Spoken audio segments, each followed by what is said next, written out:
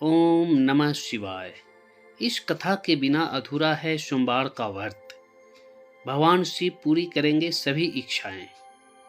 मेरे प्यारे दोस्तों, वैसे तो भगवान भोलेनाथ का पूजा अर्चना कभी भी और किसी दिन कर सकते हैं, लेकिन सोमवार के दिन शिव जी के शिवलिंग की पूजा अर्चना करना विशेष महत्व रखता है। और यदि सोमवार के दिन सोमवार कथा के साथ पूजा अर्चना की जाए तो भगवान शिव जी बहुत प्रसन्न होते हैं। सोमवार के व्रत को लेकर मान्यता है कि इस व्रत को करने से भगवान शिव अपनी भक्तों की मुराद जल्दी पूरी करते हैं। सोमवार का दिन भगवान शिव को समर्पित है, इसलिए इस दिन भगवान शिव की पूजा और व्रत करने का महत्व और ज़्यादा बढ़ जाता है। यदि आप सोमवार के व्रत करते हैं तो आपको सोमवार व्रत कथा पढ़ना बेहद जरूरी है, क्योंकि इसके बिना आपका व्रत अधूरा माना जाता है। देवों के देव महादेव बहुत ही भोले माने जाते हैं, इसलिए उनका एक नाम भोलेनाथ भी है। पौराणिक मान्यता अनुसार भगवान शंकर को प्रसन्न करने के लिए किसी भी तरह के खास विशेष पूजन की आवश्यकता नहीं होती, क्योंकि कहा जाता है कि वह तो भोले हैं और भक्त की मन से की गई क्षणिक मात्र की भक्ति से ही वह प्रसन्न हो जाते हैं। भोलेनाथ अपने भक्तों के कष्ट को दूर करते हैं। अगर आप भी शिव की भक्ति और कृपा पाने के लिए सावन के सोमवार का व्रत करते हैं तो इस कथा से भोलेनाथ को प्रसन्न कर सकते हैं। भक्तजन के मन में यह सवाल जरूर आता है कि भगवान भोलेनाथ का पूजा अर्चना सोमवार को ही क्यों किया जाता है। आखिर इसके पीछे का कहानी क्या है? आइए जानते हैं कि सोमवार का कथा क्या है। प्यारे दोस्तों, एक बार किसी एक नगर में एक साहूकार था। उसके घर में धन की कोई कमी नहीं थी, लेकिन कोई संतान न होने के कारण वह बहुत दुखी था। वह साहूकार हमेशा यह चाहता था कि उसे एक संतान की प्राप्ति हो। एक दिन उनके घर एक रिश्तेदार आया और उनका कुशल मंगल पूछा। साहूकार ने जवाब दिया कि भाई, मेरे पास भगवान का दिया हुआ सब कुछ है, लेकिन एक संतान नहीं है, जिसके कारण मैं और मेरी पत्नी हमेशा चिंतित रहते हैं कि भविष्य में मेरा सहारा कौन बनेगा। रिश्तेदार ने कहा कि आप दोनों पति पत्नी सोमवार के दिन भगवान भोलेनाथ का पूजा अर्चना करें। भगवान शिव जी सबके कष्ट दूर करते हैं। आपको भी भगवान का आशीर्वाद जरूर मिलेगा। अब संतान प्राप्ति के लिए साहूकार हर सोमवार को व्रत रखता था और पूरी श्रद्धा के साथ शिव मंदिर जाकर भगवान शिव और माता पार्वती की पूजा करता था। उसकी भक्ति देखकर एक दिन मां पार्वती प्रसन्न होकर भगवान शिव से निवेदन किया कि हे प्रभु, आप तो सर्वज्ञ और अंतर्यामी हैं। साहूकार दोनों पति पत्नी दिल से आपकी पूजा की है, अतः आपसे मेरा निवेदन है कि साहूकार की मनोकामनाएं पूर्ण करें। पार्वती जी के आग्रह पर भगवान शिव ने कहा कि हे पार्वती, इस संसार में हर प्राणी को उसके कर्मों का फल मिलता है और जिसके भाग्य में जो है उसे भोगना ही पड़ता है। लेकिन फिर दोबारा पार्वती जी ने साहूकार की भक्ति देखकर उसकी मनोकामना पूर्ण करने की इच्छा व्यक्त की। माता पार्वती के आग्रह पर शिव जी ने साहूकार को दर्शन दिया और कहा कि हे साहूकार, मैं तुम्हारी भक्ति से प्रसन्न हूं, मांगो क्या चाहते हो। साहूकार ने भगवान शिव को प्रणाम किया और हाथ जोड़कर कहा कि हे दीनदयाल कृपा निधान, आपका दिया हुआ मेरे पास सब कुछ है, लेकिन एक संतान नहीं है, इसलिए हे प्रभु, मुझे संतान प्राप्ति का ही वरदान दीजिए। तब भगवान शिव जी ने कहा कि तथास्तु, पुत्र तुम्हें अवश्य प्राप्त होगा, लेकिन वह बालक सिर्फ 12 वर्ष तक ही जीवित रहेगा। इतना कहकर भगवान शिव जी अंतर्ध्यान हो गए। कुछ समय के बाद साहूकार की पत्नी ने एक पुत्र को जन्म दिया।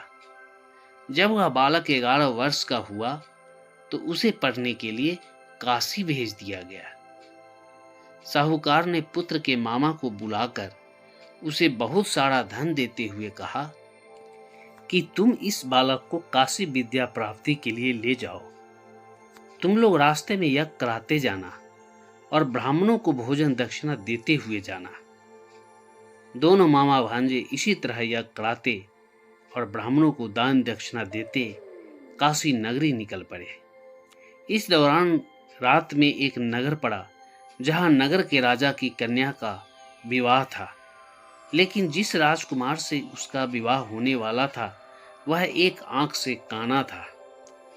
राजकुमार के पिता ने अपने पुत्र के काना होने की बात को छुपाने के लिए सोचा, क्यों न साहूकार के पुत्र को दूल्हा बनाकर राजकुमारी से विवाह करा दूं। विवाह के बाद इसको धन देकर विदा कर दूंगा और राजकुमारी को अपने नगर ले जाऊंगा।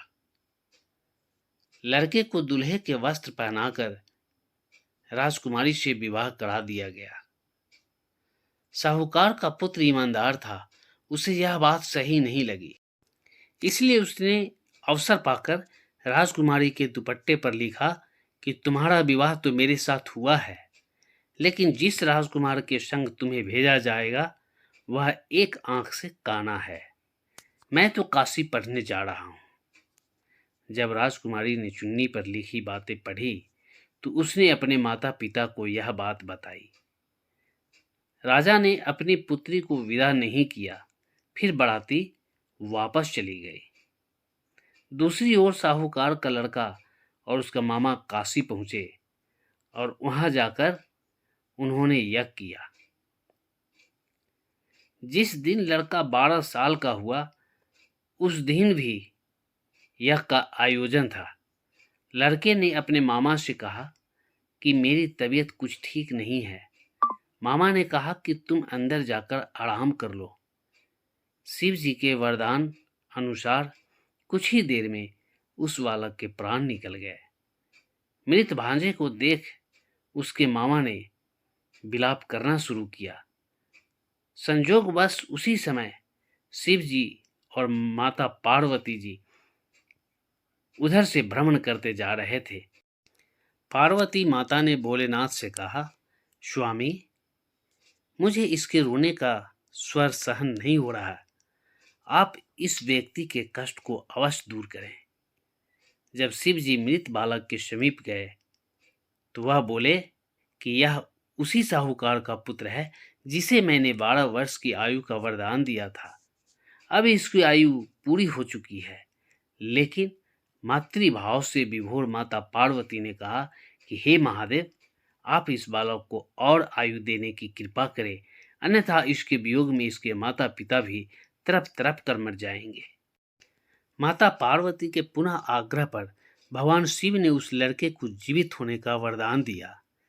शिव जी की कृपा से वह लड़का जीवित हो गया। शिक्षा पूरी करके लड़का मामा के साथ अपने नगर की ओर वापस चल दिया।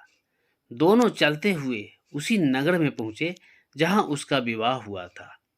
उस नगर में भी उन्होंने यज्ञ का आयोजन किया। उस लड़के के ससुर ने उसे पहचान लिया और महल में ले जाकर उसकी खातिरदारी की और अपनी पुत्री को विदा किया। इधर साहूकार और उसकी पत्नी भूखे प्यासे रहकर बेटे की प्रतीक्षा कर रहे थे। उन्होंने प्रण कर रखा था कि यदि उन्हें अपने बेटे की मृत्यु का समाचार मिला तो वह भी प्राण त्याग देंगे, परंतु अपने बेटे के जीवित होने का समाचार पाकर वह बेहद प्रसन्न हुए। उसी रात भगवान शिव ने साहूकार के स्वप्न में आकर कहा, हे श्रेष्ठी, मैंने तेरी सोमवार के व्रत करने और व्रत कथा सुनने से प्रसन्न होकर तेरे पुत्र को लंबी आयु प्रदान की है। इसी प्रकार जो कोई सोमवार व्रत करता है या कथा सुनता और पढ़ता है उसके सभी दुख दूर होते हैं और सभी मनोकामनाएं पूर्ण होती है। मेरे प्यारे दोस्तों, सोमवार के दिन सुबह उठकर स्नान करें और मंदिर में जाकर सोमवार कथा के साथ भगवान शिव की विधि विधान से पूजा करें। अगर आपकी कोई मन्नत है तो तो इस दिन व्रत भी रख सकते हैं। इस दिन भोलेनाथ पर भस्म का तिलक लगाना चाहिए, इससे आप पर उनकी कृपा बनी रहेगी। सोमवार के दिन सोना, चांदी या घर खरीदना शुभ होता है। दोस्तों, इस प्रकार हम सभी ने जाना कि यदि सोमवार के दिन कथा के साथ भगवान भोलेनाथ का विधि विधान सहित पूजा अर्चना करते हैं तो हमें मनवांछित फल की प्राप्ति होती है। दोस्तों, कहानी यहीं पर समाप्त हो रहा है। आशा करते हैं कि यह कहानी आप सभी को अच्छा जरूर लगा होगा। दोस्तों, मैं अपने सभी दर्शक और सब्सक्राइबर को तहे दिल से धन्यवाद करता हूं कि आप सभी ने मुझे ढेर सारा प्यार दिया है और आशा करता हूं कि आगे भी आपका प्यार मुझे मिलता रहेगा। दोस्तों, अगर हमारे वीडियो की कहानी आप सभी को अच्छा लगता है तो please case story video channel को सब्सक्राइब, लाइक ज़रूर करें, वीडियो शेयर भी करें और हाँ, आप हमें अपना बेस्ट सुझाव कमेंट के द्वारा ज़रूर दें। प्रिय दोस्तों, मुझे आपकी मदद की ज़रूरत है, इसलिए प्लीज़ आप मेरे चैनल को सब्सक्राइब करके अपना अनमोल प्यार दें। सब मिलकर बोलो हर हर महादेव, बम बम भोले।